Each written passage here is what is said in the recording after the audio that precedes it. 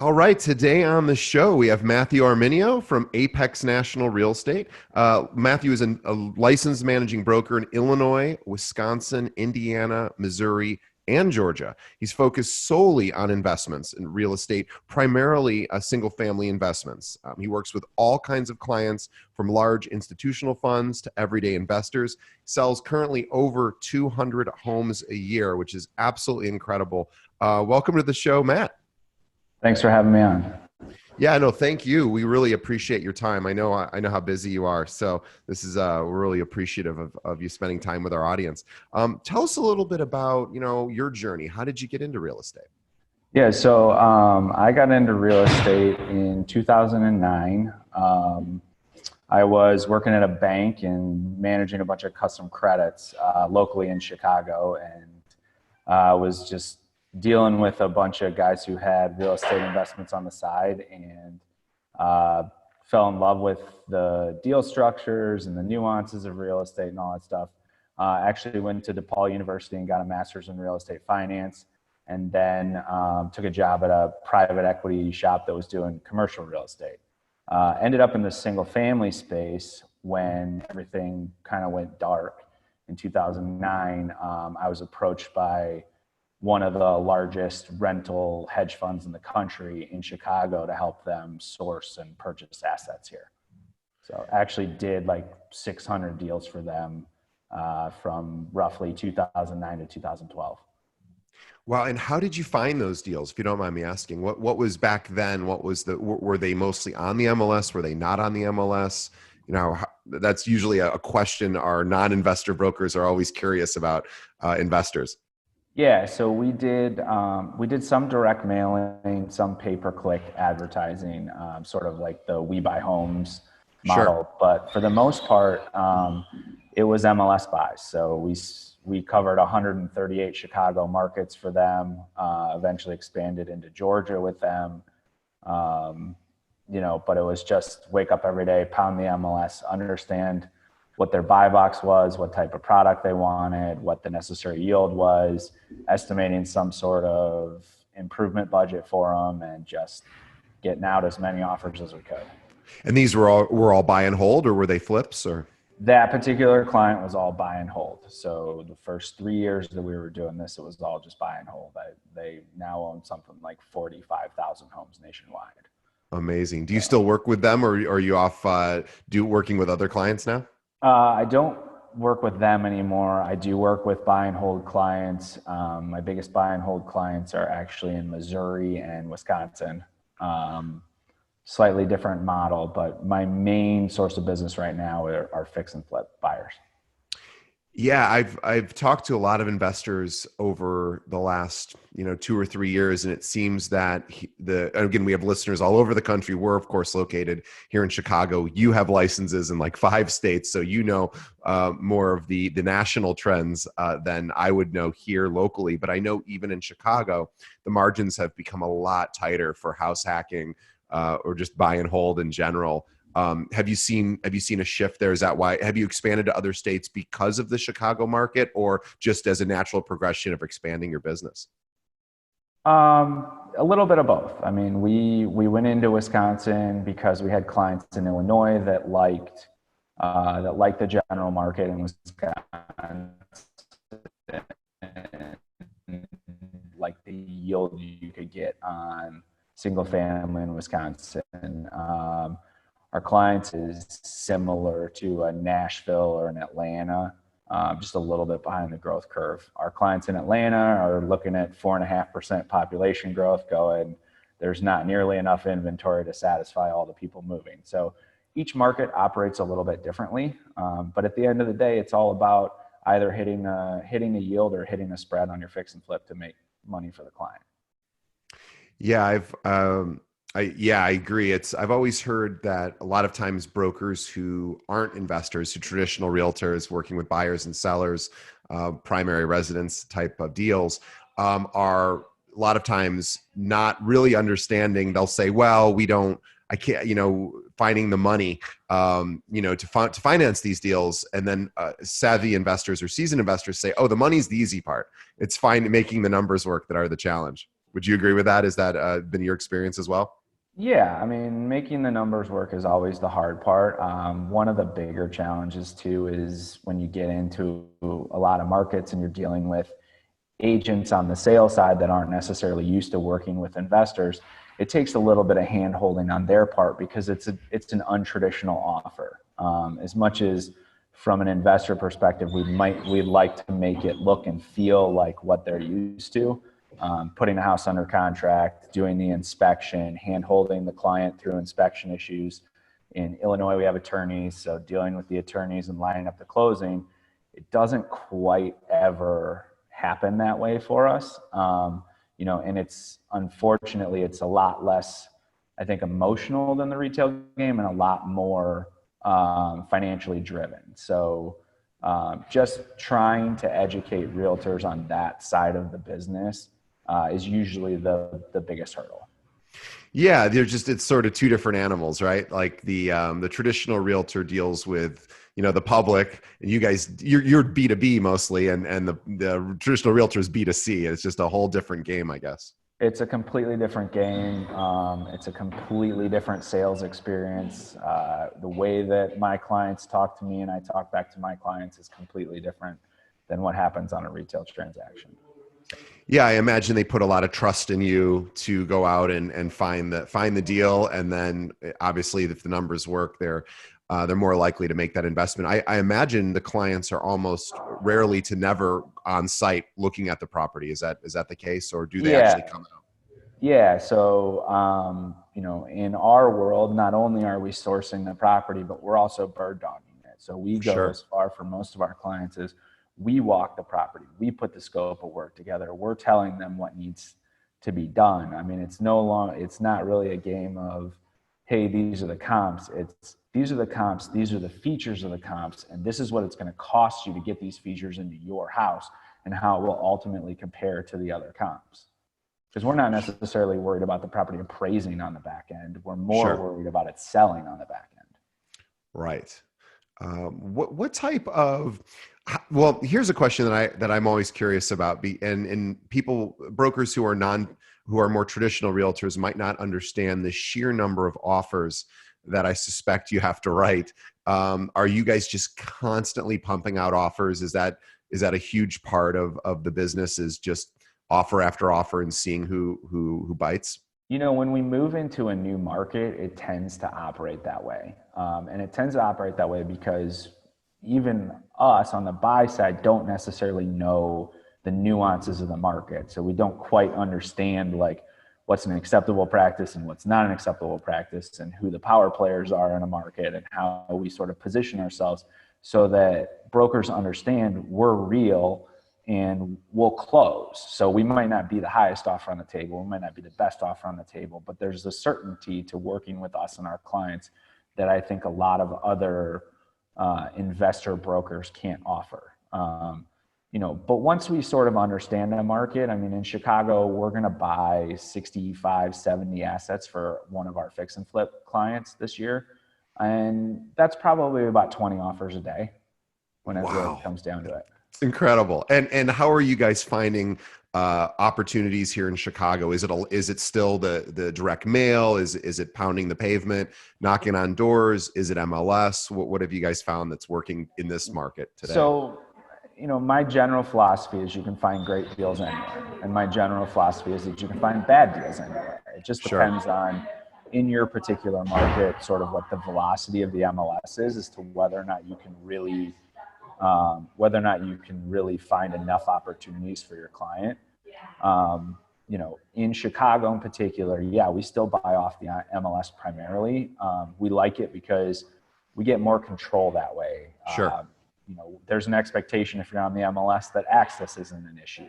We can run a normal diligence period. We can walk an inspector through it if we need to. We have time to get our contractors in. In some of your faster velocity markets like Atlanta, we don't have as much time that we can get through the process, and therefore the MLS doesn't really operate as smoothly for us there.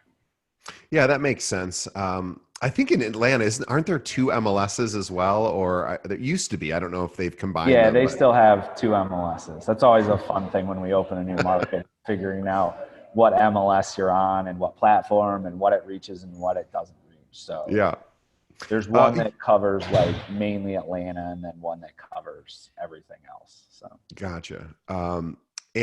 So we have a lot of listeners who are traditional realtors who oftentimes say, I'd love to be able to work with investor clients, but I really don't know anything about how to get started. I always recommend to people who are looking to get more involved in investments to, of course, check out Bigger Pockets. That's biggerpockets.com is a no-brainer for everyone who wants to even just get a knowledge about investments. And they have podcasts and, obviously lots of great resources for people to learn. Are there any other suggestions you have for brokers that really want to add this to their portfolio, whether it's their own investments or to be able to work with institutional clients like you do, or just, mom and pop investors?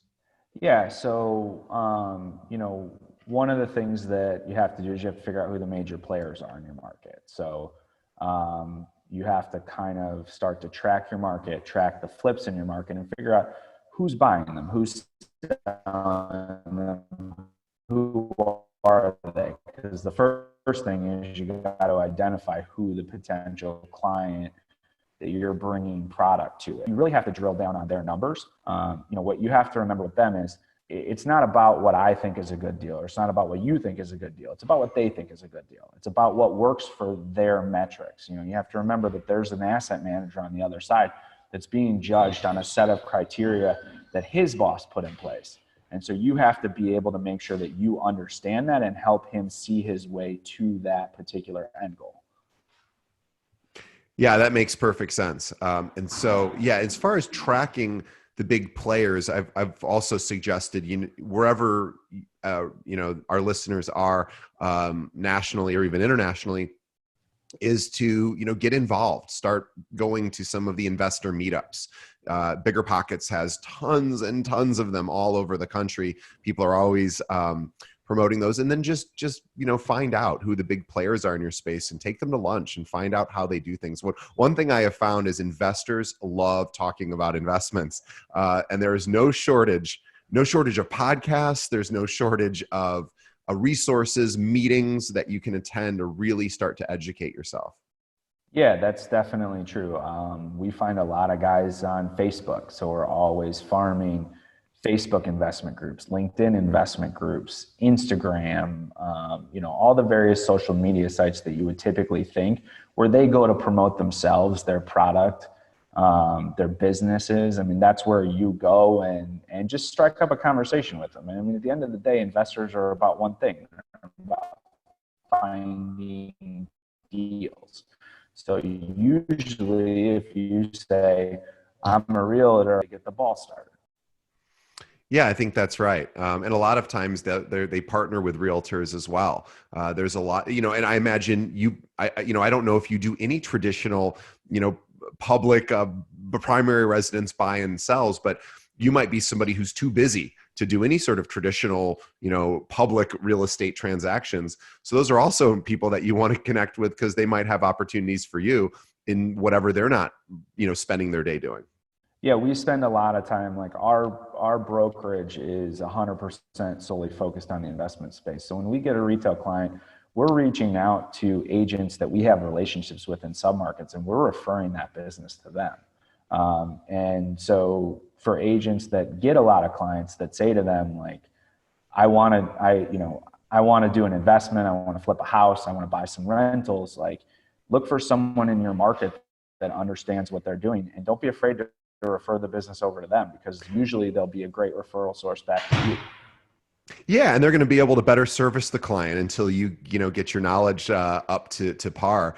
And you shouldn't be afraid to reach out to somebody like Matt and say, "Hey, I've got an institutional client or an investor client.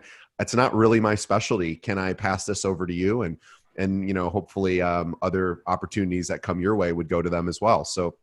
Yeah, to give an example of something like that, I got approached by a guy based out of Ohio last week. He's got his foothold on Ohio, but he's got a client who is buying regionally, not nationwide, but they're buying all over the MLS or Midwest, and he doesn't have anybody covering Wisconsin. And so he reached out to me and said, "Hey, these guys are buying like 20 a month in Wisconsin. I'd like to be able to source and send product to them. And so he and I are in the final stages of putting a deal together where we're going to be his boots on the ground in Wisconsin. And we're going to source his product and we're going to feed it to him and he's going to sell it to his client and everybody's going to win. Yeah, that's a really smart idea. That's something that all of the top producers we have on our show will tell you, whether they're retail or institutional. They'll say, if there's something they can't handle or that they're not an expert in, they always refer it out. And you earn a nice little referral commission, and you can turn it over to someone else's expertise. I think early in my career, I tried to be everything. I tried to be the market expert, the local market expert that pound the friends and family and be the traditional retail broker, and be the investment guy. And that message gets muddled, and then you don't have as much power with your clients because they're not really sure what you are or what you stand for or what you believe in. But once we kind of said, all the retail business we're going to take and give to other people, and everyone just understands that we are the investment firm, things got our message got a lot more powerful. Yeah, that's a jack of all trades, master of none. It's an important phrase, and we at the brokerage we're at, that I'm at as well, we've tried to be everything to all brokers, and we've learned over 10 years, we're not everything to all brokers. We have a very specific, narrow niche that we think is important, but that's what we're good at. We don't try, we've tried to be everything, and then we've learned not such a great idea because, of course, we can't be, and then we're not really specialized in anything. And it's really it's a hard lesson to learn, but it's an important one, especially for newer brokers. Certainly try a lot of things, see what you like, but whatever you get the most excited about and the most passionate about is probably a good idea to focus on. But don't try to do everything because you just won't be able to. And take it from people like Matt, like pick a specialty and really become an expert. And then people ultimately come to you, right? Yeah, I mean, like I said, it used to be we had to go out and find people in the market. I mean, now we've established relationships with attorneys, investment groups, hedge funds. We're getting referrals almost weekly of like, hey, I got a guy who inherited money from his third aunt that he didn't know existed, and he wants to buy 10 rentals. And so, can you help me out? I mean, we're constantly building portfolios and positioning guys to be successful in the market. Yeah, I've got a funny investment story for you. This goes back about 25 years. I heard it from Brian Tracy, the self-help guy, and he said that he knew a guy. This goes back probably actually about 30 years. What he would do, this was his specialty. It's kind of a dark specialty, quite honestly, but it was interesting. So what this guy would do is this is a tough one to talk about, but he would watch, I think he was in Las Vegas. This is maybe 30 years ago. And people were retiring out in Las Vegas. And of course, at some point people, would pass on. And so what he would do is he would check the obituaries. And whenever somebody would pass on, he would wait a week. He would walk over to the property where a lot of times the family would be gathering, trying to figure out, what are we going to do with this property? What's the point? He would make an offer right there at the front door. And that's all he did all day was walk around neighborhoods, knock on doors of recently deceased people and say to the families, hey, are you looking to unload this house? And then he would, he would buy it and rent it out. And that's all he did. And he became incredibly successful. And he would even tell you, this is the story I'm hearing, that he wasn't really all that smart of a guy, but he knew that worked. And I don't know that works anymore. And again, maybe not the way I would go about building business. But the point is he had a specialty. It was kind of an unusual specialty, and that actually worked for him. So, obviously you don't do that, but it's an interesting idea. There's so many ways in investments to really go out and source clients. Yeah, I mean, I was at a mastermind meeting in Nashville last week for nationwide investors, and the one takeaway that I think I came out of there with was understand what you're strong at, and just pound that. Like, don't worry about all the stuff that you're missing on the edges. If you got something that works, just keep being the best at that one thing. Keep that thing coming forward, and you'll have no problem being successful. So I have to ask this because, of course, our listeners were probably waiting for me to ask this. But what markets or what cities in the country do you see a lot of opportunity now and in the future? If you're willing to share that, of course. Yeah, you know, we don't do a lot of work on the coast, so I don't. I hear stories from Seattle and California and those types of places. We like a lot of the Southeast that hasn't necessarily matured. Mm, You know, at the end of the day, when you're looking at real estate from I guess, a more global perspective, so to yeah. speak, like we're looking at markets that have temperate weather, decent transportation systems, aren't so oversized that people don't want to move to them, and offer value and cost of living. And if you can throw a good school system in on top of it, I think you got a formula for success. I mean, I look at Nashville and Atlanta as kind of the most recent examples of that Sure. sort of that population explosion. And when you look at them, I mean, Nashville in particular, Atlanta was already a little bit bigger, but Nashville was a typical, it was a typical mid-sized southern city that exploded overnight. Well, it exploded overnight because you don't have state income tax. You have Right. a relatively cheap housing base. You have good employment. Like you're in the middle of the country. It's a Southwest hub. It's got a decent school system in it. So like when you start to add all those things together, it makes a lot of sense. And then you throw in that, it might snow twice a year there. And, I think you've got a lot of people in the Midwest that are looking for that more temperate, lower cost of living environment. I know that you understand that when I say that, I pretty much mean Chicago, but Yeah. I think that rings true. I think that people will always flock where they can get a better cost of living and a more temperate environment. So Yeah, I was in Nashville a few years ago for the eclipse because it was ground zero. So that was really cool because you got to stare at the sun without glasses for about 3 or 4 minutes before. So that was really exciting. But when I was there, and I had not really spent time in Nashville before, as soon as I got there, this is 2 years ago, I was like, oh, I get it. Now I understand why. And you could just feel it when you're there, of course. But at the time, it was just shy of like 1,000 people a day were wanting to move or moving there. I don't know if it's still at that pace, but it was just it was getting crazy. And after visiting there, I was like, oh, okay, that makes sense to me. It has so much going for it. yeah, so we like St. Louis a lot, obviously. I think Indianapolis will continue to attract people. We like Memphis. We like Nashville and Atlanta to continue their growth.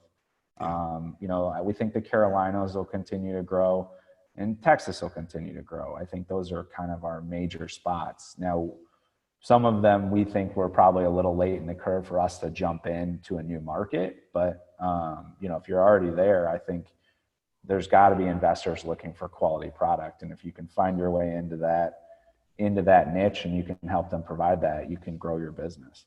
So last question, and probably the hardest question to answer, and I'm certainly not expecting a definitive answer here. But if you could give a suggestion to our listeners, who are most of which traditional realtors, non-investor brokers, who say, okay, well, how do I go about finding an investor, right? So now I found an opportunity, whether it's a fix and flip, whether it's a buy and hold, and I now think the numbers work. I've done the math. Now, where do I take this? Do you have any suggestions of how to go about sourcing investors? So I think it's actually easier to go the other route. If you really want to do it, the best way to do it is to find the investor, understand the investor, look at what the investor's bought, look at what the investor's trying to accomplish. Is he trying to flip a house? Is he trying to, is he a buy and hold guy who's trying to build a rental portfolio? Try to really drill down on what they're looking for and then go out into the market and find the product. Got it. Unless you have the other side is, if you have a property, you better have a deep database, because we run into clients who, hey, I'm not buying this month, or Sure. I'm not flipping right now, I'm renting, or I'm changing strategies, or I got to get this sale to go through, which doesn't line up with your closing date. I mean, there's a lot of variables that go into selling brokering a house to an investor. So I think it's much easier if you have the investors and then go find the product that fits what they need than trying to take one house and send it to one guy and talk him into taking it. Yeah, and the good news is investors hang out in clusters, right? Investors love talking back and forth. Obviously, Bigger Pockets is a great example of that. And Bigger Pockets is great too, because they keep the forum, which is basically the largest forum that I'm aware of for investors to chat back and forth. They keep it very clean. They don't really let traditional brokers get on there and promote their product, their services. They'll boot you right out. It's really a forum for investors to chat back and forth. So if you're like, well, how do I find investors? Well, there's a lot of ways, of course. There's a lot of different meetups, but the first place I would go is, go get on Bigger Pockets and introduce yourself. Say, here's where I'm located. Here's what I'm trying to find some investors. I know how to find fix and flips, or I know how to find buy and holds. Here's where I'm specialized. Does anyone have advice? And probably get 50 responses from other investors helping you out. Yeah. I mean, if you, like I said, local investment groups, I mean, the thing about investors is they're not trying to hide, and they don't really care who brings them the product. Right. Like they're not great at promoting themselves either. So you do have to spend a little time finding them and cultivating the relationship a little bit, but they want you to bring them product. They want to see deals. Yeah. Wow. This has been really, really helpful. And by the way, we should mention, I forgot if I mentioned this at the beginning, I think I did, but I want to say it again, is you guys do over 200 sales a year across multiple states. That is an incredible amount of production for one firm. And I know you guys have multiple people on the team. Yep. Can you talk a little bit about your operation and sort of, how it's grown over the years? Yeah. So when we started, it was just me and another partner. And the basic structure was that, he would spend all day pounding the MLS, and I would be the one that would negotiate the deals with the agents and go out and see the houses and bird dog them on behalf of our client. Since then, we have 7 full-time people that are looking for product and helping us acquire product.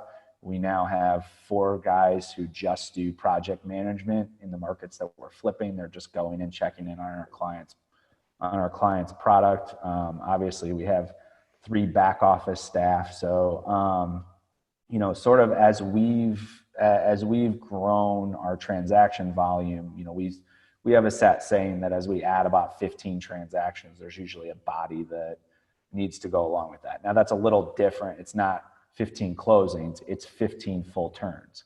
Because for most of our clients, we're doing the buy, some of the management, and the sell. So for every 15 that we onboard at any given moment, like right now we have 65 projects going. So we have 4 PMs that all they do is they have a list of 15 assets, and they are responsible for pounding those 15 assets and making sure that they're a success.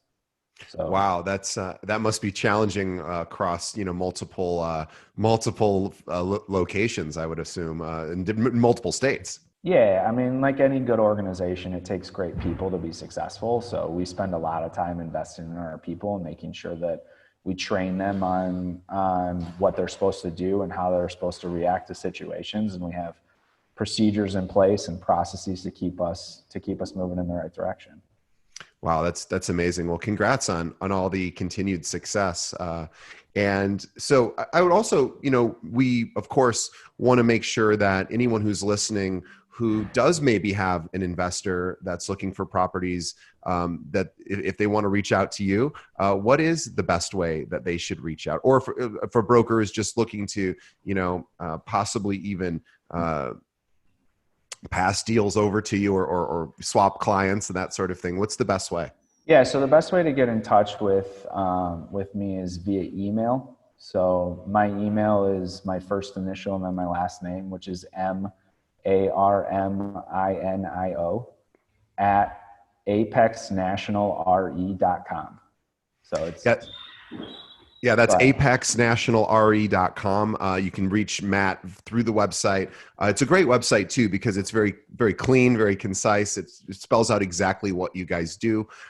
So I think it's a really great resource. And Matt's a very easy and approachable person. So if you have questions, he can certainly point you in the right direction, or possibly even help your clients. Yeah, And absolutely. yeah, so Matt, thanks so much for being on the show. I have a few quick announcements as we wrap up here for everyone listening and possibly watching as well. We now have video, as you might know. If you're listening, you might not know that. So you can always watch this interview if you're just listening. If you visit our website, keepingitrealpod.com, we have a link to the YouTube video. We're also streaming this live on Facebook, which is a plug for everyone listening to join our Facebook page. So please visit facebook.com/keeping it real pod. Not only do we broadcast these episodes live, as we're doing right now on Facebook, but we also every single day post an article for brokers we find online that will help them grow their business. And lastly, please tell a friend. For everyone who's listening, who's a realtor, if you have any other realtors that could benefit from hearing from superstars like Matt, definitely pass this podcast over. If everyone just tells one person about us, we'll double our listenership and can continue to even make more episodes to help you guys grow your business. But on behalf of Matt and myself, we thank the audience for tuning in and watching and listening. We appreciate it. And on behalf, of course, on the audience, Matt, we thank you for taking time out of your day. Again, we know how busy you are, and this is we're really grateful for you to spend time here. And thanks so much for being on the show. Yeah, thanks for having me.